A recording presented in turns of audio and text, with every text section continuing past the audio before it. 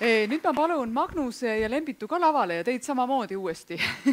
Sellepärast, et mind väga huvitab ka kõigepealt teie omavahelised kommentaarid, märkused. Ütleme, võib-olla alustaks Lembitust ja siis Magnus. Emil on saanud just pikalt rääkida. Ja siis seejärel ootame publiku küsimusi. Et ma ei tea, kas me siia... jah. Et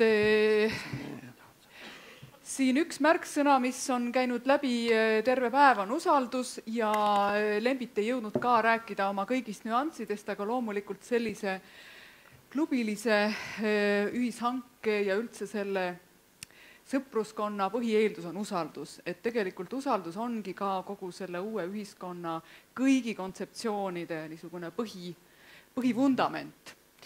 Ja Lembit, kas sul on kõigepealt, eks ole, Lembit ei saanud küsimusi saalist, aga kas sul Lembit endal on praegu kommentaare, tähelepanekuid nüüd teiste ettekannete juures? Tegevusega ma olen selle algust saadik väga hästi kursis, mis Kuusalus hakkas ja eks ma samal ajal tegin Otile paralleelselt kõrvalt teist toiduringi, meil natuke kattusid asjad ja ma olen väga hästi kursis. Ja väga tugev tegevus ja hoian põialt. See on, ja ma aitan kaasa sellele tegevusele 100%. Ja see Magnuse, see võimas asi, mis siin nüüd tulemas on, annab tegelikult selle värvi, mida me kunagi ise kavatsesime teha, aga õnneks nüüd põllumajandusliku suuna ja kõik selle väike ettevõtlus, mis maal toimub, ja just ettevõtlustaustal, et see praegu Eestis käsile võetakse, see on nii, et ausalt öelda, ma teen väga suurt reklaami sellele, mul on väga tutvusring, väga suur ja kõik ootavad seda. Et see on väga võimas asi ja see läheb kindlasti käima, et ütlen kõrvalt sellele. Ja see väike, mis me teeme natukene kõigi muude asjadega koostööd, see Klubi 7 ja siin on veel võib-olla mõned projektid veel, millest ma täna ei rääkinud, kõik ühishanke võimsuses. Et seal ütleme nii, et need on nagu rohujuure tasandil, need on rohkem eraisikute süsteem, aga on ka kindlasti vaja, et toimuvad juriidilised süsteemid. Täpselt nagu veel üks võib-olla, kellest pole võib-olla siin süsteemides või konverentsidel veel mainitud, võib-olla on ka finantsmaailm, mis praegu ei ole täielikult uude süsteemi küll üle läinud, aga praegu ma väga hoian põialt sellisel tegevusel, nagu teeb sama mõtestatusele Tartu hoiulaenu ühistusüsteem.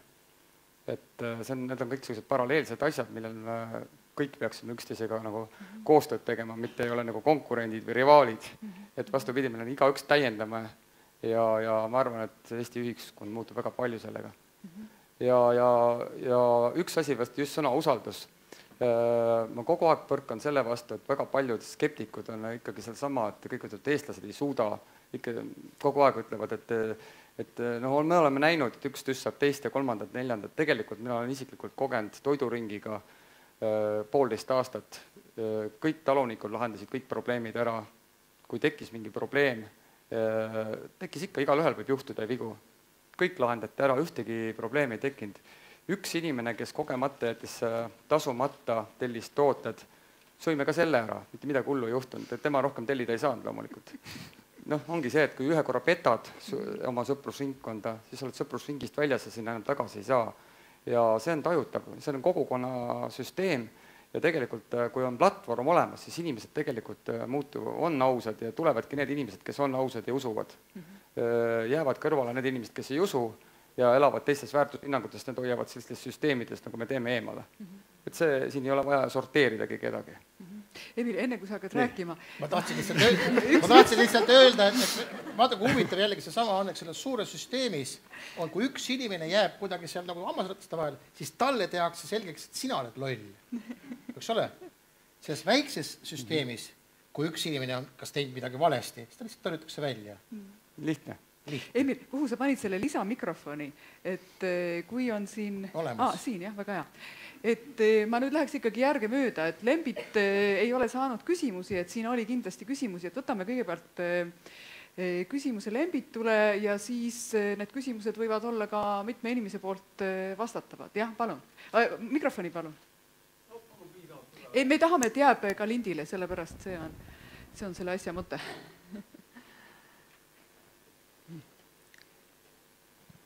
osa ühishankeid ilmselt on hääbunud. Miks? Nendest, mis ma mõtlesid neid, mis ma nimetasin ennem. Jaa, tähendab, ega nad on kõik erinevad põhjused, eks ütleme nii, et ma veel, kui need firmana olid, siis ma ei teadvustanud sellist asja kui ühishange. Tagantjärgi ma tean, et see on täpselt sama tegevus, mis ühishange. 2 esimest olid ettevõtted ja ütleme nii, et iga asi, mis toimub ettevõttes, kala hakkab mädanema peast. Ja ütleme, et olin ise osanik, kellel lõppesid, kes selle asja käima vedas, kuna kaupluste väiksed toidupoed ellu jääksid. Seal juhtus selline asi, et võtsime investori ja investor arvas, et lõpuks, et tahtis ahnitseda kõik endale ja siis ta ise ei osanud seda teha ja siis see hääbuski. Et see oligi juhtus selline, et omanikud tahtsid kõik võrdsed osanikud olla, aga üks tahtis kõik omale saada ja aga teistel osanikel polnud raha ja ei saanud kaasa rääkida ja ei olnud nõus ka, et 100% saab.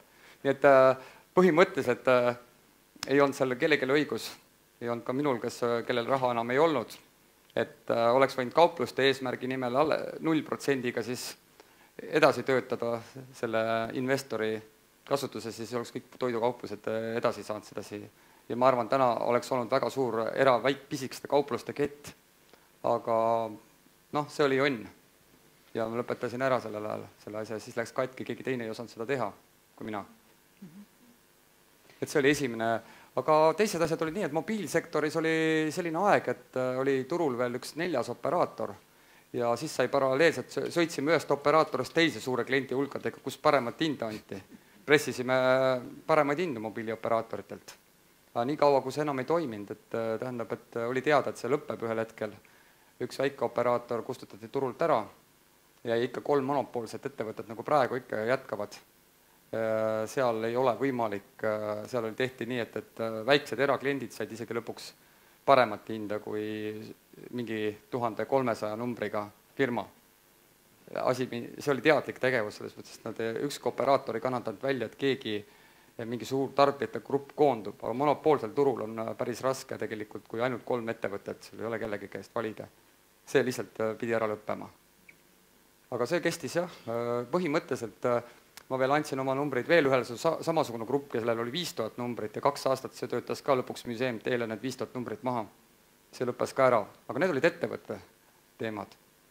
Aga ülejäänud toiduringis oli selline asi, et seal ei olnud juhtimist sellel ajal. Ja sinna tulid inimesed, kes hakkasid eraisikute ühishanke asemel looma, et me teeme MTÜ.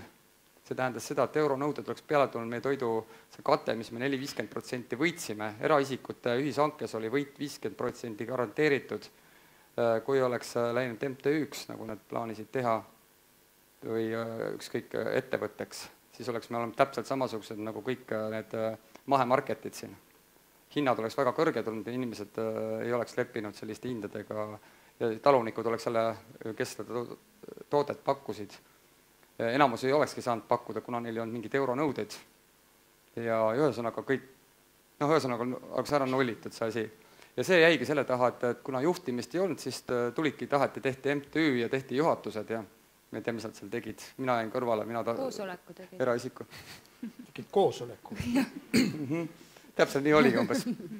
Et see lõppes sellega seekord, aga 1,5 aastat sai puhast sööki Tallinnas, Lõuna-Eestist jahutusbussid sõitsid ja ma olin väga rahul ja väga suured kogemused sain just eraisikut ühishankest ja usaldusest. Seal oli nimekirjas 600-700 inimest ja nendes 670 keskmiselt iga nädal tellis.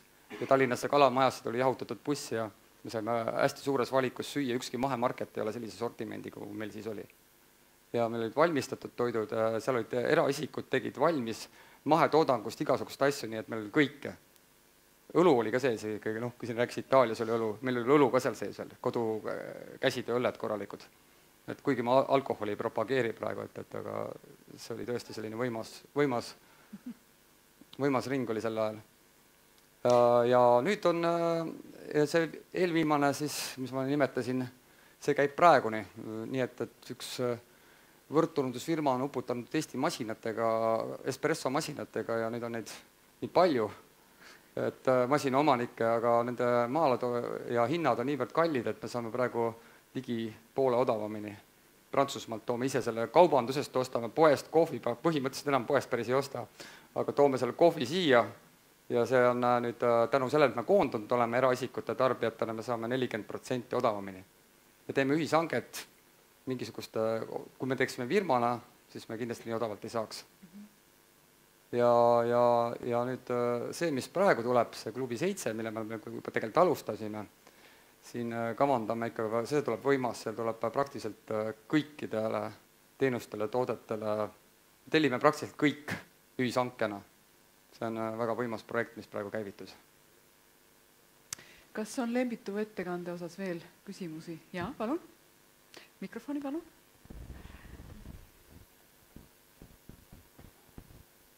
Aitäh. Aga väga konkreetne ja kiire lühike küsimus puudutab sortimenti. Teadaolevalt ütleme, taimekasvatus on selline turvaline tegevusala, aga lihatootmine ja kalapüük, kuidas te nagu need valdkonnad olete lahendanud? Tähendab, klubi 7 on meil väärtuspõhine klubi ja jätame selle teiste tegijatele, teistele. Et klubi 7 isegi ei pakuta ühtegi kala ega liharooga. Nii lihtne ongi. Aga see ei tähenda, et kõhtu täis ei saa ja saab süüa väga hästi. Küsimus oli ilmselt, et taimetoit ja nüüd liha ja kõik see muu värk. Jaa, et kõik teevad erinevat asja, et me et Otis näiteks talvel ma panin üles küsimuse, et öelge palun kõik Otid, kes te nüüd olete, kui palju on meil taimtoita selle süüa, sest mu üks sõber küsis, et ma tahaks süüa, et võt teie pakutud. Tuli kokku üle Eesti üle 60, 63-64 toodet, taimtoodet, mida võiks tema siis, seemned, pähklid, no mida kõike. Ehk siis, kui see sõber nägi seda nimekirja, ta ütles, et mina saaks hakkama, see on väga hästi. Reaalselt praeguseks, kui ta läheks poodi, siis ta ei saaks samamoodi hakkama, teades, et see kõik on siis kas puhas või maha, mis toit, eks ole. Nüüd lihaga, minu meelest kas Kiilis on niimoodi, et seal käib üks mees müümas kala ja sellist kalavalikut ei ole mitte üheski poes, 100% garantii. Sa tead, kus me olime, see suur plats, kus kõik ootasid enne, pool tundi enne seisid järjekorrast. Raasikul, jah. Seda valikut nagu ei ole, ma ei tea, kus kohast ta toob või kuidas ta teeb. Ja nüüd üks hästi oluline asi on veel, see liha nüüd kraamiga. Me tegime omavaheliseks arutlused, kus kohas siis tort, pool tordist on siis tooraine. Veerand siin juures on lisaväärtus ja siis nüüd see viimane on siis müügid ja kõik need asjad. Kui tooraine on mujalt, raha läks välja, lisandväärtus tehakse, läks välja, siia jääb siis nüüd kõik see müügi ja kõik see asi, eks ole. Et mõelge selle peale, teie otsusest sõltub, kas see 3/4 jääb siia. Eks ole, kui on ka müük veel koha peal, siis on kõik väga hästi. Ja siis need ottides eksisteerib see, et need inimesed ise, seal ühes kohas oli, üks müüja tuli, hakkas pakkuma, need ülejäänud, kuule, kas sa tood ju Poola liha siia, mees? Inimesed tegid, okei, tšau. Ehk siis nad ise reguleerisid selle, kust kohast on tooraine. Ja tänapäeval on meie jaoks esmaoluline, et me saame kogu selle tooraine võimalikult siit. Küsimus on jah, keda me toidame? Just nimelt.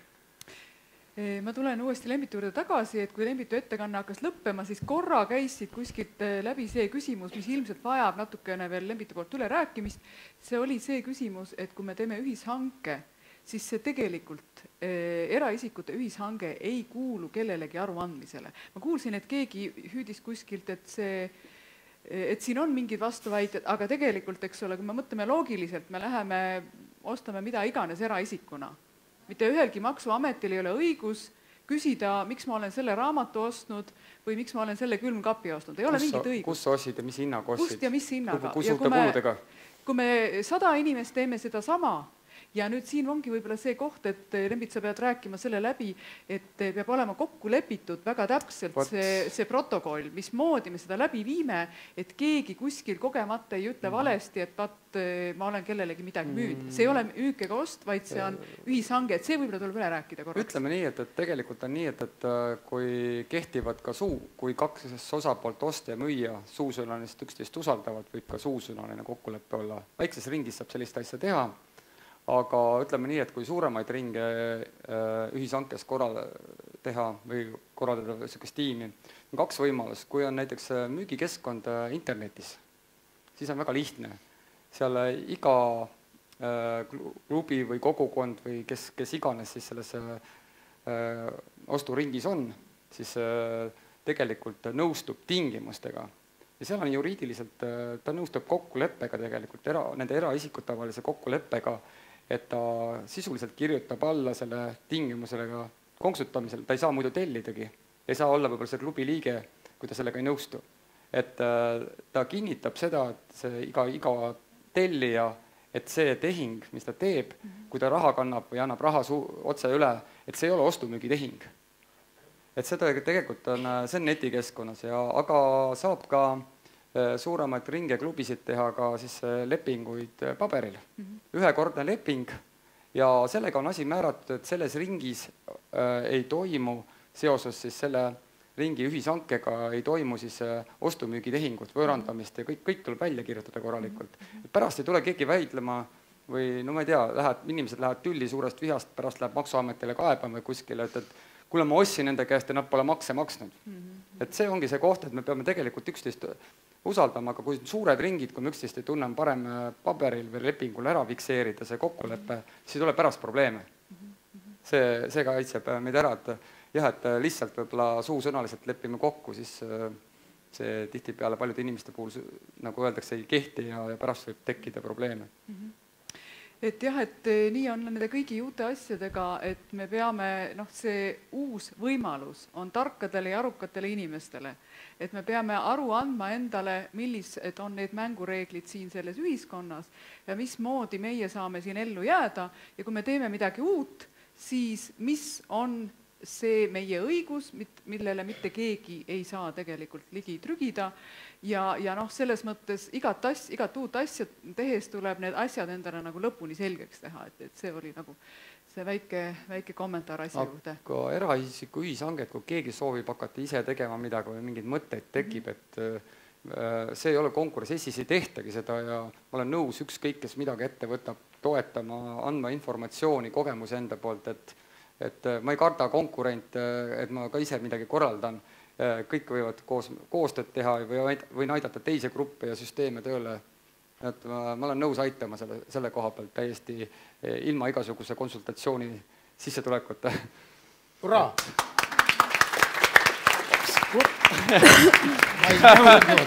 Seekord ei jõudnud. See on huvitav ära proovida. Nii, ma nüüd läheks Magnuse juurde. Magnus, kas sul on teiste ettekannete osas mingeid kommentaare, tähelepanekuid või veel midagi, mis sul jäi rääkimata, mis oleks meil oluline teada? Ma tahaks kõigepealt avaldada head meelt, et kogu see praktiline kogemus nende ühishangete ja pakkumistega, et see on suur rõõm on kuulda, et niisugused asjad on Eestis toimunud, jällegi midagi, millest ma ei teadnud, et ja juba mis need esimesed asjad, mille nad hakkasid mitmeid aastaid tagasi. Et selle üle on tohutult hea meel, sest me oleme ka naabris mõelnud just siis sellist võimalust nagu hakata pakkuma või sellest printsiibist siis kasu lõigata. Ja see sama, mis sa ütlesid, et oled valmis aitama ja nõu pakkuma, et mees sõnast härga sarvest, et ma kindlasti tahaks seda võimalust kasutada. Teine asi, mis ma tahaks öelda, mis võib-olla jäi ettekande lõpus mul ütlemata, et ma tahaks tänada Eesti Otti, Sirkat, ennekõike ja muidugi ka Emilit, et nad on olnud meile siis toeks nii nõu kui jõuga, on olnud igasuguseid aegasid ja Eesti Otiga täpselt samasugune lugu, et enne ma ei teadnud sellest mitte midagi ja see on kestnud juba mitmeid aastaid. Siis sa saad teada, et kuskil Eesti nurgas midagi, mingi nagu Emil rääkis, et mingid tüübid tehakse pagasnik lahti, sealt võtavad mingit süüa värki ja siis mis asi see on, mis te teete seal ja kuidas on see ikka päris. Ja kõigest sellest kuuled ja saad teada, see on ikka väga-väga vahva, et see kuidagi täidab südame. Et aitäh!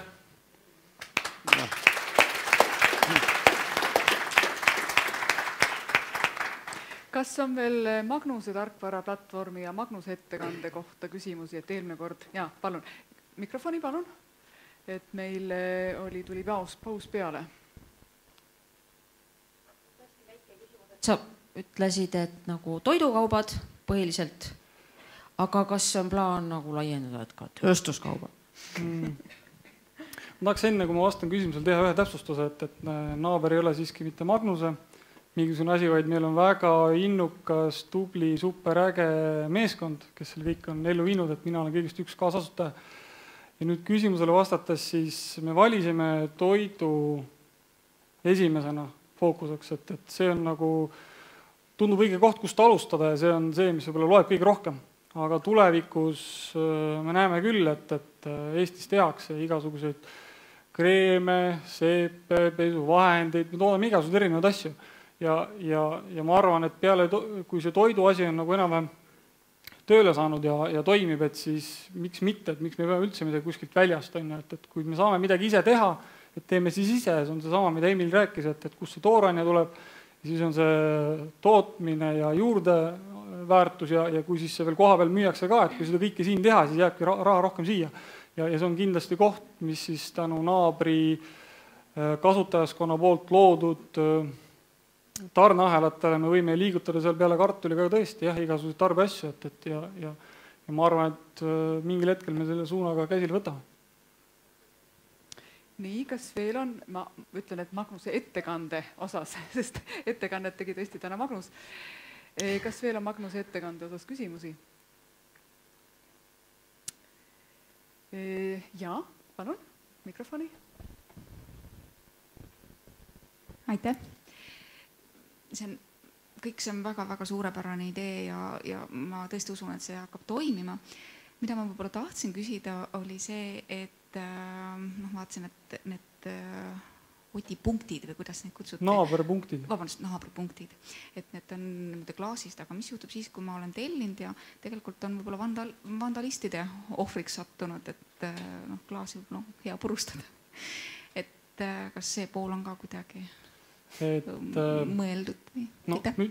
Nüüd sõltub, et millisest punktist sa siis valisid oma kauba kätte saada, et kui see on olev infrastruktuur, mingisugune kohvik või mingisugune nii-öelda siis väike külapood, et siis on samad asjad, et igal kaubal on oma omanik, on oma vastutaja ja kui see tarneahelas liigub ühest punktist teise ja kolmandasse, et kuni ta ei ole üle antud, siis ta on veel kellegi teise nii-öelda oma ja vastutada ja siis on selle jaoks nagu ikka vastavad, kes siis on kindlustanud või ei ole ja kahju hüvitised ja nii edasi, et selles osas midagi nagu liiga erilist ei ole, et see on sama nagu nii-öelda juba asjad käivad. Sain õigesti aru, et sa küsisid selle klaasist kasti kohta, see näide oli seal nagu igas klaasis oli veinimudel. Võtame siit ka ühe küsimuse. Mis nüüd seda toidupaki automaati puudutab, et siis on samamoodi, on sellel toidupaki automaadil on oma omanik, on teenusepakkuja, kes siis pakub võimalust, et keegi teine saaks läbi tema automaadi toitu välja pakkuda inimestele. Ja see on teenus, mida ta osutab, me teeme selle võimalikuks suures mõõdus ja siis selle sama teenusepakkuja vastutab, et kui seal on mingi probleem. Aga loomulikult me püüame siis teha kõik selleks, et kes siis naabrist tegutsevad ja toimetavad, saaksid oma asjad nagu korralikult aetud, et ei oleks mingit probleemi, et siin ma tooks näite, kuidas on siis seesama maailma kõige suurem majutusettevõte Airbnb on siis põhimõtteliselt ostnud kogu siis nii-öelda enda siis ettevõtte jaoks garantii, ma võin nüüd numbrite seksida, aga minu meelest see oli $1 miljon kindlustus, kui siis põhimõtteliselt, kui sina tahad oma kodu välja üürida kellelegi ja sulle tuleb keegi turist, tuleb sisse ja tuleb sinna ja siis ta midagi teeb seal mingi jama, siis Airbnb on siis pakkunud siis kindlustuse ja siis kindlustus hüvitab selle kahju juhtumi. Ehk siis me saame midagi samasugust rakendada, et need kindlasti probleemid on lahendatavad. Enne kui ma järgmisele küsijale annan sõna, lihtsalt olles ka ainult suhteliselt vähe kuulanud seda projekti, millest Magnus rääkis, on siiski mul tekkinud nagu kindel arusaamine ja sissevaade sellesse, et tegelikult see meeskond on töötanud väga süvitsi, väga detailseid läbi kõiki erinevaid juhtumeid. Magnus täna rääkis siin ainult neid põhiasju, tal jäi suur osa asju rääkimata, nii et kogu see logistika, kogu see peentöö, mis jääb tegelikult selle struktuuri taha, on väga põhjalikult tehtud. Ja mis on veel hästi oluline, et kõik see, mille nad on loonud, selle nad on püüdnud luua kasutajale võimalikult lihtsasti kättesaadavaks. Nii et kui me näeme seda tulemust, siis tarbija või selle kasutaja ei adugi tegelikult, milline põhjalik uurimis- ja loominguline töö, IT-töö kõige selle taga on, et see nii palju ainult kommentaariks sellele, mis kõik jääb selle nii-öelda interface'i taha, eks ole, et mida kõik on see hõlmamas, me ei jõua selle konverentsil kõike rääkida, et kui nad tulevad sellega märtsis avalikusse, siis tähendab, te märtsis teete siis tegelikult jah, siin tahakski täpsustada, et testtellimine pilootprogramm on siis mõeldud jah, me tahame selle ära viia novembrikuu jooksul ja tegemist siis, kui seal kõik õnnestub, siis tegelikult põhimõtteliselt detsembris võiks proovida tulla siis nii-öelda ja jõuda ka laiema tarbijaskonnani, aga noh, sellele vaatamata on siis tegemist ikkagi nii-öelda siis beta versiooniga ja et väga palju võimalusi on juurde planeeritud siis, mis me tahame valmis saada märtsi lõpuks. Et jah, niisugune. Ma lisan omalt poolt väikese lihtsalt, eesmärk on ka jõuda 2 kasti süsteem, mis on 1 kast on sul kodus, tühi, nüüd sa lähed oma kasti järgele, kus on siis tellitud asjad, on kõik seal sees teatud punktis, kuidas iganes see lahendatud on, sa annad oma tühja kasti ära, võtad selle täiskasti ja see ootab nüüd järgmist sinu tellimust. Et tegelikkuses see lõpptulemus on veel lihtsam. Nii, meil ootab seal üks küsimus. Mõistlik Taara lahendas. Tere! Et minu küsimus on, et mis isikus see naaber nagu eksisteerib, et kui Ott on näidanud, et MTÜ-d ja juriidilisi isikud ettevõtted nagu ei tööta selle süsteemi puhul. Et kui naaber, et ainus, mis töötab selle süsteemi puhul, on vabatahtlik tegevus. Aga kui naaber on nüüd mingi muu isik, nagu juriidiline isik või MTÜ või teenib nagu selle pealt kasumit, et kas see hakkab tööle? Et kuidas te olete nagu selle peale mõelnud, te kindlasti olete? Väga hea küsimus. Naaber on ettevõte, kes siis põhimõtteliselt opereerib startup mudelil. Meil on oma ärimudel, mille pealt me kasu teenime. Et suur erinevus ongi nüüd selles, et me ei hakka ise kunagi selle toitu omama, me ei osta seda kokku, me ei hakka manipuleerima hindadega, mitte midagi sellist. Et me rakendame naabermarketis tehtud ostudele ostumaksu. See on meie siis nii-öelda ärimudel, millega me siis püüame ära katta tegutsemiskulud ja aja jooksul siis muuta teenust järjest paremaks ja laieneda teistesse riikidesse. Ja ta lubas vähemalt seda, et kui nad teistesse riikidesse lähevad, siis see sama maks siin on väga väike. Et põhikasum tuleb Saksamaalt. See oli lubadus, eks ole? Aitäh, Emil. Ja, palun mikrofon sinna, kui võimalik. Üks hetk, palun, mikrofoni ka. Et mul on võib-olla natuke jumalvalatu mõtte selle hanke kohta, kuna me räägime toidust, aga inimese need 2, ütleme, väga olulist valdkonda on veel tervis ja haridus. Ka seal võiks olla ühishange. Ja hariduse kohta ma võin öelda, et tinglikult Kaia kool on ka mingis mõttes ühishange, et kuna on loodud kool ja kus siis tekivad filiaalid üle Eesti, ta selle üldbürokraatia suhtluse riigiga võtab enda peale ja ütleme, süsteem areneb. Ja meditsiini puhul oli omamoodi ka ühishange, oli see kurikuulus MMS. Ma tahan öelda ka seda, et kui me neid asju teeme, et me võime ka sattuda teatud lõksudesse, kui me teatud asju teeme uskselt ja usaldus saab üldse märksõnane tekkida, kui meil on terve teadlikkus. Ja siis me saame teha, see seostub juba informatsiooniga. Praegu ma näen totaalselt kommunikatsiooni probleem, et palju asju, mis siin tuleb ja käiks. Jah, ühishanke kohal pean paar sõna lisada. Et tegelikult on nii, et need asjad on, arvan, näiteks klubides nagu Klubi 7 on see ammu läbi mõeldud asi, et seal ei teki mingit probleeme, meil pole mingit hirme, meil ei ole kellegiga vastuolus ühegi seadusega ja ühegi asjaga.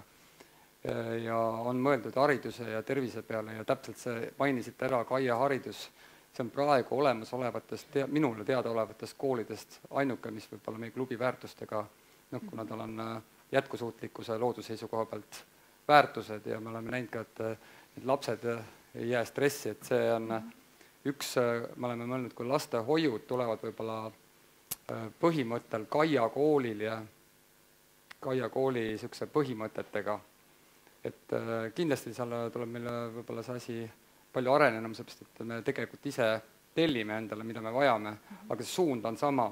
Ja täpselt nii, et kui klubi on mõeldud tervetele inimestele ja tervet inimesed tähendab siis seda, et inimene ise vastutab oma tervise eest, siis see tähendab seda, et tegelikult meie eluviis seal klubis või me areneme, õpime, täiendame, see on kõik klubi põhiolemus.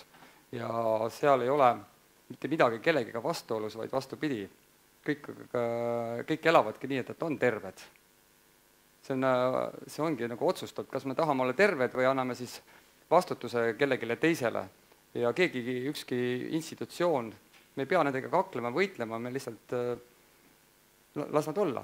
Igaüks valib ise, kas see institutsioon vastutab tema tervise eest või meie klubis otsustame, et me valime ise selle, et me ise vastutame oma tervise eest. Jah, ja siin ongi tegelikult see põhiline vahe, sellest me alustasime ka esimesel konverentsil, et esimene punkt on see, et me võtame teadlikult ise vastutuse oma elu eest kõikidel tasanditel ja hakkame oma elu ise organiseerima ja kui me oma loova jõu ühendame, me teame ju, et loomine käib seestpoolt väljapoole. Siin olevatele inimestele ei pea seda üle seletama. Kui me aga oma loova jõu ühendame, siis me isegi ei tea veel, milleks me kõigeks võimeline oleme, sellepärast et see ühiskond, mis on jaga ja valitse printsiibil pikka aega toimetanud, ei ole võimaldanud tegelikult siiamaani. Inimesed on lasknud ennast kogu aeg ära lõhestada erinevate maailmavaateliste, religioossete, kõigi nende muude teemadega, et me ei teagi, milline potentsiaal üldse olemas on, kui me tõesti teadlikult järjest enam ühendame oma loova jõu kõigis nendes valdkondades, mis on vaja elu edasiviimiseks. Ja vähehaaval peame hakkama ka lõpetama. Ma tahaksin anda kingituseks kõigile esinejatele ja Rea sai esimesel poolel, aga ma ei jõudnud seda veel. Mul mikrofon ei töötanud esimesel poolel. Ma ütleks ainult ühe lõpetuseks omalt poolt, kui te lubate. Hea küll, lubati, et kui ükskõik kes meist ei ütle sellise väljendi, oma siit loova väljendi välja, me tahame oma lastele paremat tulevikku. Mida see tähendab? Mis on see parem tulevik, mida me kõik koos tahame ja mida me saame selle nimel teha?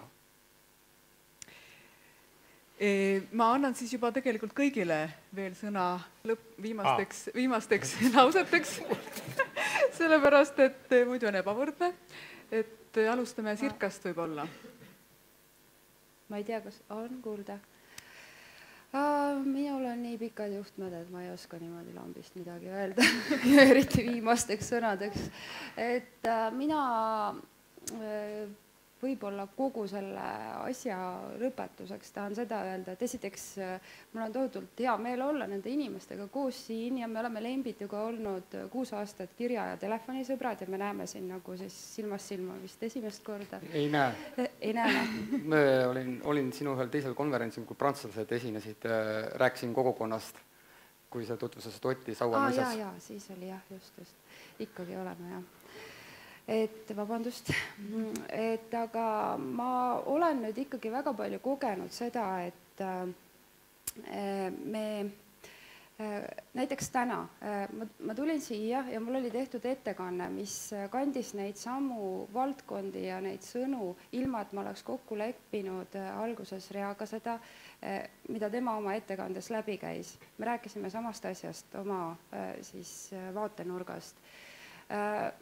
Mingite asjadega polegi vaja enam asju kokku leppida, sellepärast, et me olemegi juba ühes liikumises, ühes hingamises. Mingite asjade puhul pole vaja meil enam üksteise ees vabandada, sest me juba saame üksteisest aru.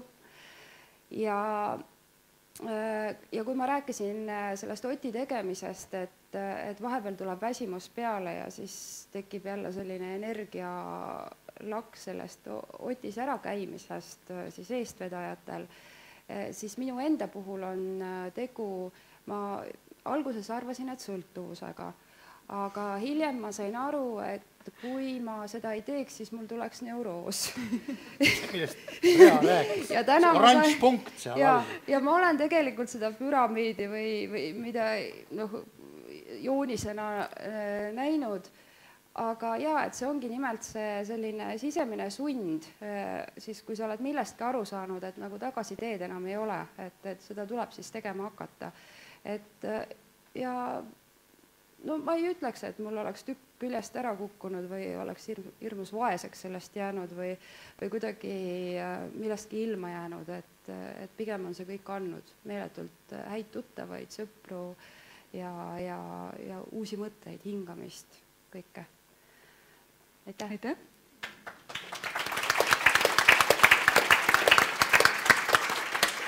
Vaat siis, mida kõik Ott teeb.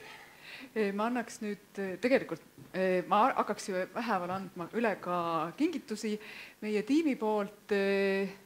Kunstnik Aluma, kes pidas esimesel konverentsil väga ilusa ettekande, on teinud uue aasta kalendrid.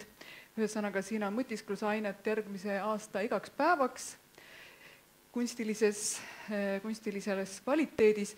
Nii et ma annaks kõigepealt Sirkale ja tänaks südamest ettekande eest.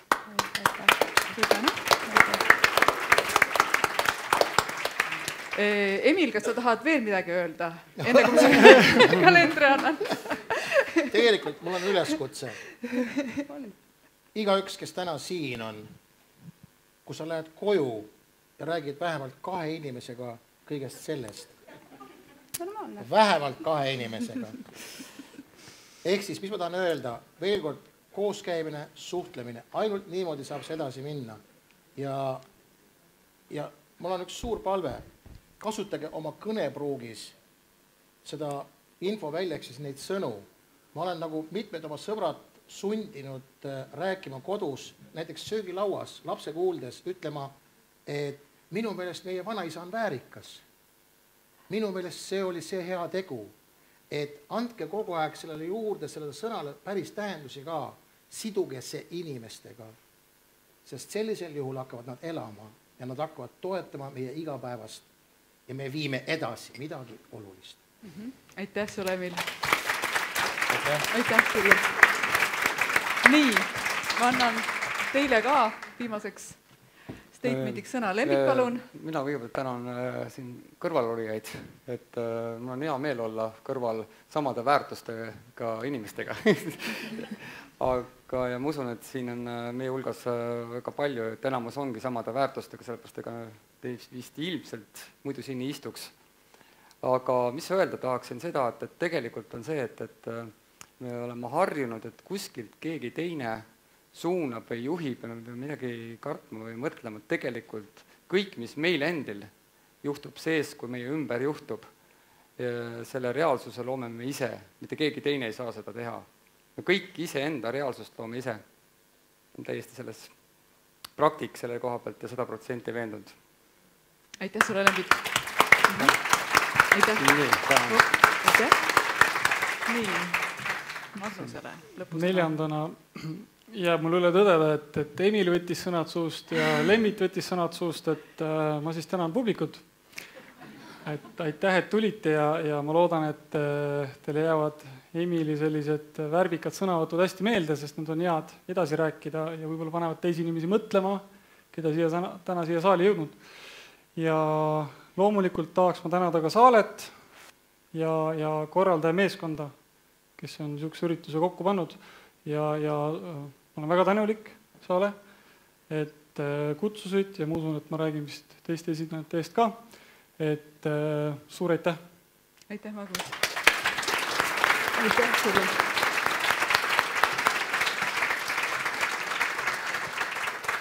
Ja mina tahan südamest tänada kõiki, kes tulid, kes ei lasknud ennast ehmatada sellest, mis vahepeal juhtus. Ja meil on tõesti vaja kokku saada, sellepärast, et üksinda oleme me selles väljas, mis me oleme natukene liiga üksi. Ja sellest rääkis ju Emil ja rääkis Sirka, kui tohutult see annab, kui me saame suhelda omavahel. Ja nii nagu konverentsid on siis niisugune kord kuus või kord paari kuu jooksul kokkusaamine, nii me loome siis neid väiksemaid kokkusaamise kohti, mida siin praegu just on tegemas Lembit. Ja järgmistest konverentsidest rääkides meil on hästi palju olulisi teemasid ootel. Meil on ootel hariduse teema, meil on ootel uued tehnoloogiad, energeetika teema, meil on ootel õiglase väärtuste vahetuse süsteemi loomise teema ja loomulikult ka õiguskaitse teema. Need teemad vajavad kõik suurt tööd ja on väga mahukad, aga töö käib ja töögrupid ka on tegelikult juba seoses sellega, et konverentsid on käivitunud, on inimesi rohkem kokku saanud, et ka siin meie oleme saanud kokku omavahel, kes me muidu võib-olla nii ruttu ei oleks kokku saanud. Ja endiselt on siis Uue Ühiskonna lehel olemas niisugune töögruppide koordineerimise meil, kuhu me ootame ettepanekuid, ideid, initsiatiivi ja eriti me ootame initsiatiivi niisuguse koostöö osas, mis juba on nagu tekkinud ja nii nagu siin Lembitul juba uus klubi on loomisel, et väga palju tuleb mulle ka niisuguseid meile, et ma ei suuda enam selle süsteemis olla, aga ma ei tea, mida edasi teha. Et loomulikult see on väga paljudel meil olnud alguses küsimuseks ja see on see, kust nagu kõik pihta hakkab, aga oluline on mõista, et keegi teine ei tee neid asju meie eest ära, mida meie oleme tulnud siia tegema. Nii et hästi oluline on leida üles see asi, mida mina kõige paremini oskan teha ja pakkuda välja ideid ja ma kutsun üles nagu selles mõttes tõesti ka töögruppide osas pakkuma kohti, võimalusi, niisuguseid ajurünnakute tegemise platvorme välja, aga selle Uue Ühiskonna platvormi kaudu, et me saaksime üksteisega kiiremini tuttavaks, et me saaksime kiiremini edasi minna. Ja ma väga tänan oma meeskonda, oma naiskonda, fantastilisi inimesi, tänu kellele see konverentside sari on alguse saanud. Ma tänan Katrinit, Anut, Ainarit, Mailit, Küllikest, paljusid inimesi. Ma tänan esimese konverentsi suurepäraseid ettekandjaid Jaanikat ja Merilit. Me